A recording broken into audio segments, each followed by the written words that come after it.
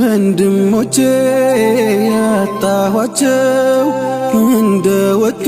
ለቀሩት ከቤታቸው አይረሳ jirtan hordoftoota fi kabajamtoota kiyya bakka isin jirtan hunda khayriin jiraattu ani naga jira alhamdulillah baga naga jiraatan isin jira yeroo hedduu badaan deebi'a sababni isaallee biizii sababa ta'eefini deebuu fi akkasuma immoo viidiyoo hojjedhee fuula YouTube kiyyaatiin dhufuun hawwii fi ammoo yaada kiyya turus hedduu waan hin biizii ta'eef akkam jirtan isin naga keessan naga qabaa baga naga jiraatan isin jira egaa har'aan tanaa tasliima maanuuf qabattee dhufte wittan immoo har'aan tanaa waan hedduu jaaladhu hedduu dinqisiifadhu akkasuma immoo reakshinii bareedaan qabaadhe isin dhufe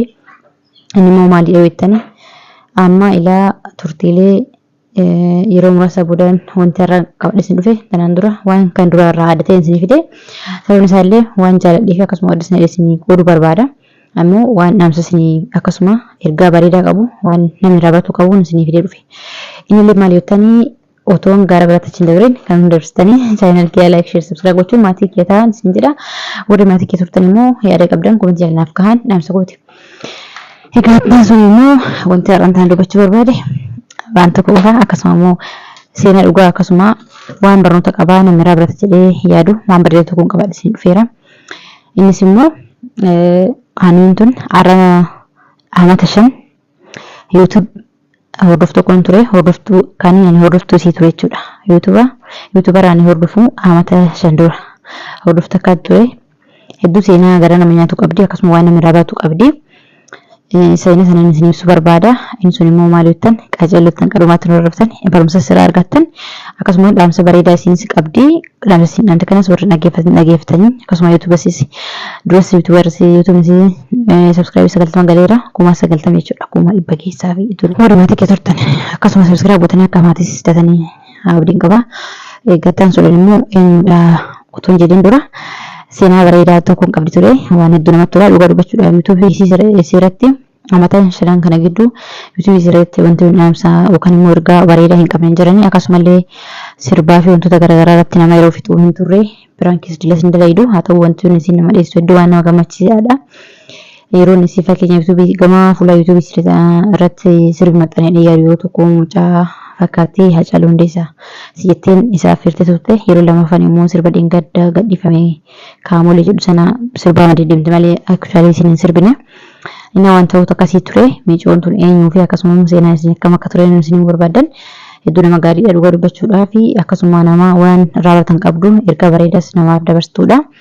Inni seenaa isii akkasuma fuula YouTube isiitiin illee warroonni argitan jirtu warroonni argitanii eenyuudhaaf moo heetan taate riyaati jettaniin amata 5 fi 5 dura hordofuudha. Baqa hedduu namni jaaladhu dinqisiifadhuudha. Asumaan sirraa dubbachuu fi reactions godhuu irratti yoon kaas garaas naqataa dhiifama si gaafadha. Nara dubbadhu hin jenne miidhama kan kee namni hunduu haala kamii fi bu'aa baay'ee dabarsuu danda'u dhaga'ee jira. Haa ta'u immoo waan hedduu waan isin dinqisiifadheef waan uummanni sirraa baratu waan qabuuf jechuun reactions godhuun filannoo kee taate reaction kanaaf yoo kanatti dallantu asumaan dhiifama si jechuun barbaada. Itas immoo eenyudha yoo ittan taate immoo hedduu naman jaaladhu naman ani kabaju YouTube irratti illee nama barnoota hedduus namaa kennitu haalli isaa gaarii ture nama tasgabbaa amantiisa jabbeeffatu illee eenyudha Saayiba Tiyya yookaan immoo obboleettii Tiyya Roozaa Tuub isidha. Egaa Roozaa Tuub jechaan isii tana inni lafuma ka'een namummaa waan asirraa tun qabne waanuma ergaa namaaf hin qabne tokko namaaf hin dabarsu akkasumallee nama argee fi waanuma argee reaction gochuun baay'ee nama gammachiisu. Kanaaf irraan tana garuu dhugaa dubbachuuf waan ergaa dabarsite qabdi. Mudannoon namaa kun miliyoona birata mudannoo akkasii sanneen qabdi. Mudannoo isii kana kallattiin isin dhageessisallee ka dhageessanii fi ka argitan jirtanii garuu immoo yeroo amata akkuma isin jedhani amata 5 duraan hordoftuu si ture ilaa guyyaadhaatti ni hordofaani wanti immoo hedduu takka gara nama nyaatu ilmi namaa tokko gaaniin jira hamaanis jira haa ta'u immoo rabbiin nama waliif qoree waliif kenna waa'ee jireenya bultii keessatti mudannoo isii mudate qabdi mudannoo kan hundayyuu isiin yuunivarsiitii lafa keessatti yeroo muraasa amata 2 hin caalle gidduu bultii jiraate turte bultiin kun akkam akka taate dubbattee turte yeroo san dhugaa dubbachuudhaaf yeroo dhiyootti ni kadhatte akkuma sanatti immoo abbaa manaa isii Kanaadaa jira achirraa dhufee wal arganii jireenya gammachuu baatii takkaaf lama caallee hojii dabarsanii eegasii gara imala isaa iddoo hojii isaatti deemee inni akkasumallee bu'aa baay'ee dabarsee dhugaa dubbachuudhaaf hedduu gara nama nyaatti rabbiin immoo waan hunda gidduutti obsa rabbiin namas dabalee haa kennuufi eegasii ni deebi'ee turtiilee yeroo muraasa booda ilmoo ulfooyite turte ulfa yeroo tursanis namni hundulaalaan ture haala gammachuun ulfaa hoosiirraa qabus arginee ture inni wal fuudhusee turtiilee isaan wajjin qaban san keessatti wallaahi dhugaa dubbachuuf inni komentii jaatti nama akkasii yaa rabbi naa godhee nama jaarsisiisan hawwufaa jira yaa rabbi jaarsa akkasii nu qabedhan garuu immoo beektan irra namaa malee keessa namaa nama murteessuu hin danda'u namni illee beekuu hin danda'ullee nuti fuula namaa beekuu fi arguu dandeenya keessa namaa garuu abbumatti arga haa ta'u malee taanaan reakshin kana kan hin godhaaru isi hayyama gaafadhe miti hayyama illee gaafachuu dhiisuyyuu nama barnoota irraa baratan jedhee waan yaaduuf akkasuma immoo wanti as keessatti immoo reakshina kana keessatti waan seenaa si keessa jechuudha inni viidiyoonis ni dheerata lafaa ka'een seenaadhuma mataa miidhan qabne haasa'uuf osoo hin taane hedduu waan gaarii aggaraa nama nyaattuuf illee kanaafuu yeroo muraasa booda eegaa achitti deebi'ee fooyyee turte sunis haala kamiin keessa akkasiin dabartisiin ni beekte hedduu waan nyaataa sunis hin mijoone rabbi waan fedhe malee hin taatuun moonis shafii asiifaa taatu isillee rabbi waan hunda gidduutti obsa kennee fi jiraammas obsaa kan nuuf hin jedha eegas yeroo dheeraadhaaf baaddee turte inni booda turtilee siin qabduun beekamu ture inni baaddee dhabanii abbaanis barbaadaa ture hedduu gara nama nyaata dhugaa dubbachuudhaaf ilmi namaa miira nama tokko eeguudhaaf dandeettii qabu taanaan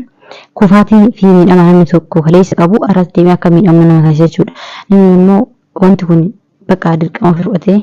nama miidhama kalee qabu sana onni sana wal'aanee hojii jiraatutu jira rabbiin immoo nama irra khayrii qabu kan bultee ijaaranitti isaa ijaaramu ka hojii jiru rabbiin nutti argisu du'an nama marartuu jechuudha eegasii waan hedduu gara nama nyaatu ni baddee turtiilee yeroo dheeraa booda bakka hedduu akka waan maraatee kataate miidiyaa kana gubbaa namni marga haala isiin fedhiinis waraabaan hin turani inni turtiilee akkasii dabarsa turte eegasii gara faamiliisitti deebite jechuudha argamte inni waa'ee seenaa keessa dabartee kana yeroo hundu waan isin jetteertu kallattiidhaan dhaggeeffattanii viidiyoo isii hin dhaggeeffattanii hin argitanii bu'aa bayii isin keessa dabartee fi dhaamsisiin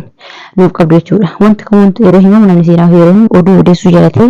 seenaa ofii himuu barbaadee yookaan akka namni nama beekuuf qofa otoo hin taane akka namni irraa baratuuf jechuudha kanaafuu akkasitti inni gaafii saniitti deebii rakkoolee isii irraa ka'ee fi miidhamoota isiin qabdu gadi fageenyaan beekuudhaan illee hanga nama miidiyaa tokko irratti beekutti jireenyi sunis hin taane jireenya isii dhumarra geessee hiikamtee akka jirtu himtee turte maal akka irraa barattanis isinis laalaadha irraa barattanii warri ganaan yeroominis warri ganaan futanis jechuudha. Inni viidiyoo keessatti hin dhaggeeffattanii jaarsa sii ganaan warri addaan baanii akka nikaas buustee adda deeman ibsitee jirti. Waan hunda keessatti miidhama eenyuun beekuu hin dandeenyu. Hedduu nama rartee hedduu ganaan nyaattee maaliif isiin tana duras nama miidhama qabu haadhasti deebitee dubartiin immoo hedduu qalbii laafna kuma qalbiin isaanii irratti haram isaanii irraa qalbii isaanii irraa ta'anii inna akkuma san qalbii laafna hedduu waan gara nama nyaatu dhugaa dubbachuuf mudannoo hedduu nama mararu toosii mudatee ture jechuudha. Inna amma deebanii jaarsanii adda baatee jirte haa ta'u sababni kanaaf isan jettee himtee jirtu isaanis balleessitee jirta isinis sirrii jirta akka murteessuu caalaa bu'aa bayii isin keessa dabarte jireenya keessatti illee ilaaltanii dhaamsan immoo isin qabu namni tokko gaafa jireenya bultiitti dabalamtan rabbiin suratul ahzaab ayat 50 ilmaan abbeera ilmaan eesuma ilmaan adaarota hunda isin ayyameera jedha suura kana kan qaraaniif immoo qaraa'uun barbaanne suratul ahzaab ayat 50 qara'uu dandeessan isinu namni quraan beeku ni qara jechuudha sababni kana ayyameef maali namni keenya oromoon namni firaa yookaan zarii walitti dabalame ilmoon isaanii bal'aa jaamaa ta'edhan kan rabbiin bareechee haala gaarii wanti kun gaariidha filate caala ilma namaa akka waan gaarii ta'utti ilaalanitti akkasi seenaa fi aadaa isaaniitiin jiraatan garuu quraan keessa rabbiin akkasii dubbate wanti rabbiin dubbate kana hin jiru kana karaa nama balleessin jiru namni rabbiin bulii karaa dhuma gaarii irra deema garuu karaa gaarii deemu dhabdisuu hin taane otoo waan rabbii jedhee kana goone miidhaan hanga hunda namarra ga'u garuu haa ta'u rabbi hundaa rabbuma fida wanti immoo dhaamsa keessa dursisanii qabu ilmi dhiiraa gaafa intalta kafuutu hanga dhumaatti qoradhu hanga dhuma naannoo sanii fuudhee feerume beektuuti dubartiin tankalla hanga dhumaatti qoradhu jajjarri nuti dubartiin keessaafuu waa murteessuun keenya yeroo tokko tokko nu miidhachuudha kanaafuu nuti of eeggannoodhaan haa deemnu inni bulaan kiyya amma viidiyoon isii dhageessaa viidiyoo isii ilaaltanii walumaa galatti wanti isin dhabuu barbaada akkuma isin jedhetti nama tokko hanga maalummaa isaa hubachuun ammallee tasgabbaa'aa hanga tokko nama san baruu yaala. Namni tokko ni fakkeessa akka nama sodaa rabbii qabuutittis. Namni tokko immoo kan sodaa rabbii qabu namni tokko gubbaa hin madaalan. Kan rifeensa magarsa deemu hundaanuu nama rabbiitti bullee fi nama rabbiin sodaananii tilmaamuu danda'an durii jedhanii nama immoo rifeensa mataa sodaa gaggabaabsu hundayyuu nama rabbiin bullee namni kun nama haala gaarii jechuu danda'an. Huccuun nama murteessu. Kitaabni qola isaatiin hin madaalan. Kanaafuu rabbiin hunda keenya jireenya bareedaa nama jiraachisu namni hunduu mudannoo qaba namni hundinuu bu'aa bayii keessa dabree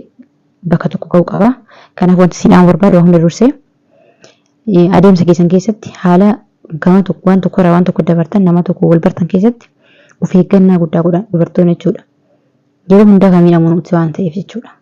Ilmi dhiiraa otoo nati sirrallee ilmaan dhalchee inni deemee biraa barbaadata. Otoo atammoo gaafa deessi yookaan immoo gaafa nama tokko hojii dabalate hedduu amileen itti akkasii buuti. Amileen nama cabdi. Nama tokko wal dabalamne immoo nuti akka fakkeenyaaf dhalaan qalbii laalta akkuma jedhetti miidhama hedduu keessa galan hanga nama irraa dagatutti akka inuma miidhama inuma bu'aa bayii hedduu qaba ilmi namaa jechuudha keessaa dubartoonni. Kanaafuu akkasidha Roozaa Rabbi isa jechuun waqtiitii jajjabaa dhumatatti nama jabduudha. Waan darbee keessatti deebitee yaadaanis of hin dhiphisinii dhibboonis yeroo hedduun buute hedduu gara nyaata hedduun si jaaladha. Inni akkasii siin jedha amantana viidiyoo si osoo hin banne hanga ammaa seenaa isii waan gara nyaateef naasee hunda si naasuu inni qaccee maaf qaccee sirraa tuqe inni geeffatanii kaalatti hanga xumura viidiyoo sanaan wajjin turan isin jedha waan isin dhiirressisu asumaan dhiifama isin gaafata viidiyoo hanga dhumaatti ilaaluu obsaatiin akka ilaaltan abdiin isin irraa qaba akkasiin jedha viidiyoo wajjuma ilaallu. Duroosan abbii wajjin jirti moo addaan baate warri jettaniif waliin hin jiru addaan bahee jira. Anaaf abbiin obboleessaa jedheetiin yaada maaliif isiniin jaabettanii sababni isaas kana jedhee himuu hin danda'u. Garuu wallahi waan isin ajaa'ibu hordoftoota fi kabajamtoota kiyyaa guyyaa takka isa nama kana ni miidhan jedhee miidhamuu malee ni miidhallee jedhee jireenya kiyya keessatti yaadallee hin beeku. Gaafa itti seenillee waan kana jireenya keenya kanatti illee seenne maalummaa kiyyallee eenyummaa kiyyallee maal akka ta'ellee Roozaan heerumtee Roozaan ilmoo qabdii Roozaan isaan wal barattu waan namni nama dhoysee nama seenee booda dubbarraan salphatu sanii akka dalageen beeku jireenya kiyya keessatti. Waan kiyya hunda ni himadha ni beektanii onlaayinii irratti ni himadha. Takkaa jireenya kiyya keessa nama dhoysee hin beeku argitanii jirtanii namni keessan na dubbistanii waa hedduu na beekta waa'ee kiyyallee ni jirtanii ani bultii tiyyaaf jecha wanni ani hin taanu hin jiru. Gatiin an bultii tiyyaaf jecha gatiin ani hin kafalle hin jiru jechuudha. Wallahi wabillahi qaldiidhaaf illee boo'ichu boo'ullee dhiiseetu ni jira. Uummata yooyemmaan na keessa wanni an boo'ullee hin jiru. Wanni an gatii jireenya kee keessatti wanni an gatii hin kafalleef hedduu takka gatii guddaa kana hin jenne kafalee jira. Safsiiseetu ni jira. Ittiin safnee safsiiseetu ni jira. Ani erga gaafa abbaa manaa kiyyaa amma abbiidhaan wal barannee irraa heeloo jecha eegalerraa ani nama biraa miti jechuudha. Erga isaa wal baradhe jechuudha. Hordofaa kabajamtoota kiyyaa dhiiraa miti yookiin. Obboleen keenya giddaan jettan waan Roozaan si dhamte waan Roozaan jette anaa fi abbaa manaa kiyya adda baanee jirra. Wallahi ni safsiisa malee ittiin safnee jette hunda gidduutti immoo eenyu miidhamtis waan beeknu hin qabnu. Inni dhiiraa isaafuu dhalaan sobina gaafa durbi takka haati manaa keessa miidhamtu obboleen teessanis miidhamuuf jirti. Wallahi lazim nama obboleetuu fi mana tiksaa deemee nama irratti zina godhuu jira. Garuu habbi hin jennu ka jaarsa Roozaatiin hin jenne jaarsa Roozaa waan beekuuf waan irraa beeku illee hin qabu. Garuu yeroo dhiirri takka akka waan ciminaatti yookaan immoo akka nama waan gaarii hojjetaatu ilaaltee fi dhala namaa taphataa fi didachaatu. Wallahi lazim teessan akkuma teessan jaalatan obboleewwan teessan karaa keelee jabeessan tana maallee jabeessa tana maallee fardi naman cinqina naman miidhina wallahi lazim teessan yoo isin amaanaa eegdanii haati dubartiin takka haadha mana teessan obboleetti teessan haadha teessan yoon isin teessin tana yaaddan tana maamitan jecha ilmoo namaa dubartiidha waanuma isin obboleeyyan teessan tajaajilatan tana ubbarti dhorkaa teessin ubbarti tikfataa tana maamitaniif deebee jiruun miidhama obboleeyyan adin fuutu bar haadha mana obboleeyyan ta'e fuutu kabiraatti fuudha sunis akkuma haadha tabiraa obboleettii nama biraa akkas godhatu akkasuma godhan kanaafuu irra caalaan dhiira amanaa eegaa rabbi sodaadha. Wallahi iddoo waraana nyaatti dhugaa dubbachuudhaaf isin garuu kana sanna jettee waan akkas addaan baastiin qabdu sababa addaan addaan bahuu qofa keessatti ibsitee turte ana kana galuutti akka waan inni irra fudhatamullee yookaan nama biraa duraan qabu natti fakkaate akka sammuutti yaatti jechuudha. Shakkii malee. Obboleen kee dhaamsa isin dhumarratti dhaamsa keessaa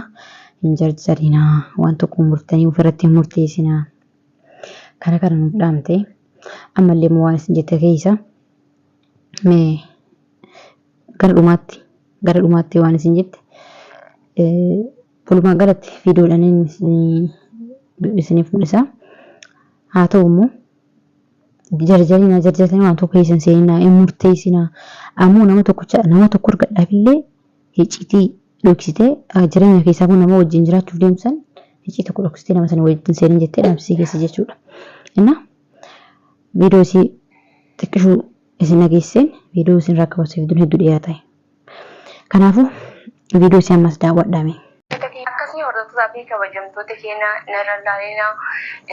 roozaan akkana taatee akkas taatee ammallee kanatti naan jettanii rabbiin aadamaa kun zaja namaa deebi'a. Dhugaa rabbiin zaja namaa deebi'a. Kanaafuu waan nama keessallee hin galina du'aa himanaaf godha. Wanni adda namoota kun isinillee mudatuu danda'a. Ani waan kana gaafa yaadee ta'uu jaaladhee hin ta'an hin jenne bakka jechuun nikaa kana nama gaafa ofirraa buusu dirqama maaliif gaafa nama tokkorraa waan tokkorraa abdii murtanii wanni hundi isin dhibbu jechuudha. Kanaafuu roozaan amma jaarsas qabdu waan takka alhamdulillah rabbil alamin kana booda meeqaraa hedduu takkan obsee bara obsee subamee waa meeqaa ta'e hamileen ammas na cabxee rabbiin zajaa haa kafaluu fi zajaa rabbi marran eeggadha. Maaliif yoo ani nama isa kana miidhe rabbiin naaf kafalaa yoo inni na miidhe ammoo rabbiin isaaf kafalaa zajaa rabbumarra eeggadha namarrallee miti silaa akka jaalala ganda isaaniitiif akka jaalala biyya isaaniitiif jaalala obboleettii isaaniitiif wajjin booyanii fi wallahi silaa ganda keessan keessaa hin bayuu ture. Seemannaa gosa warra kennaa fi seemannaadha achi keessaa hin bayuu ture. Maal godhanii dirqama na baasee dirqama jaaladhee fi miti.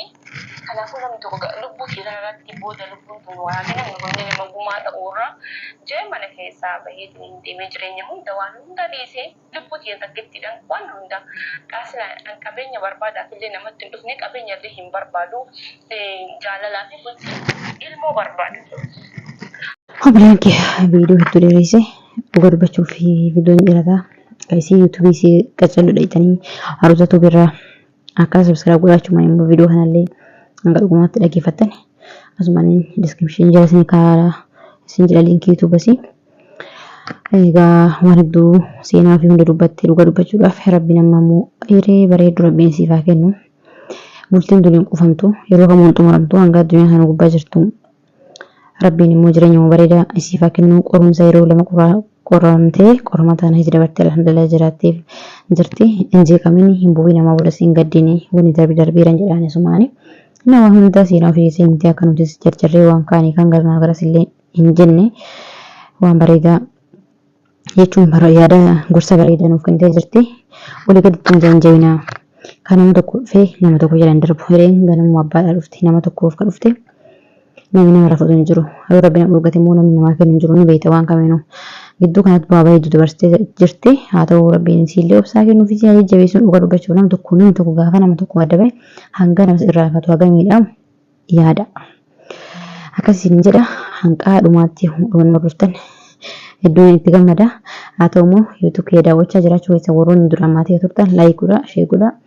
kun immoo gaa'ee keessan haa ta'u yaada qabdan kun jala kaadhan isin jedha warri haaraa gara maatii keessatti dhuftan immoo ahlan wasahlan chaayinal kee subscribe godhaa maatii kee dabalamaa akka hunda bira gahuuf subscribe sheer gochuun immoo hin dagatinaan isin jedha hanga dhumatti dhaggeeffachuu keessanii guddaa galatooma viidiyoo roozaa qajeeluu dhaggeeffatanii jirtanii chaayinala siimmoo subscribe gootanii akkasumaan diskii jedhanii kanaan isin jira buleewwan kiyya bakka isin jirtan hunda khayriin jiraattu rabbiin immoo hunda keessatti waan hunda walitti khayriitti nu jiraachisuu khayrii walitti nu faqaa buluu dubbachuuf hedduu bu'aa bahii qabaa ilmi kanaan isin jira bakka isin jirtan hunda khayriin akka qofattu naganaaf qabaadha chaayinala subscribe godhaa. Assalamu alaikum warahmatullahi wabarakatuh.